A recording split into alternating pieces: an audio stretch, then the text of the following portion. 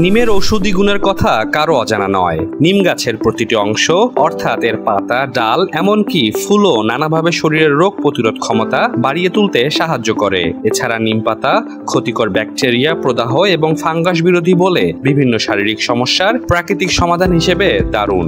নিম পাতার উপকারিতা সবচেয়ে বেশি পাবেন সকালে খালি পেটে 2-3টি খেলে। নিম পাতা তেতো, ফলে খেতে চান না অনেকেই, তাই সঙ্গে গুড় বা মধু যোগ করতে পারেন। কাঁচা নিম পাতা বা নিমের রস বা পেস্ট একেবারে খেতে না পারলে রোদে শুকিয়ে নিন। এবার রসুন ও সর্ষের তেল মিশিয়ে নিম পাতা ভাতের সঙ্গে খেতে পারেন। ডায়াবেটিস নিয়ন্ত্রণে ভালো কাজ করে নিম পাতা। কাঁচা নিম পাতা রোজ সকালে চিবিয়ে খেলে হজমের সমস্যা থেকে রেহাই পাওয়া যায়। হজম ক্ষমতা বাড়িয়ে দেওয়ার পাশাপাশি অ্যাসিডিটি এবং পেট ব্যথা কমায়, পেটের খারাপ ব্যাকটেরিয়া দূর করে।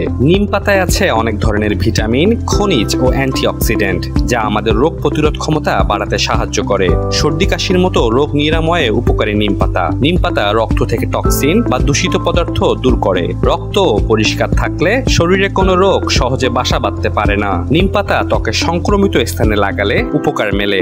ব্রণ, ফোড়া, খোসপাচড়া, একজিমা, চুলকানিতে নিম পাতা বেটে কয়েকদিন লাগালে উপকার পাবেন। নিম পাতা সেদ্ধ পানি দিয়ে কুলি করলে দাঁতের সংক্রমণ, পচন, মাড়ির রক্তপাত এবং মাড়ির ব্যথা কমে যায়।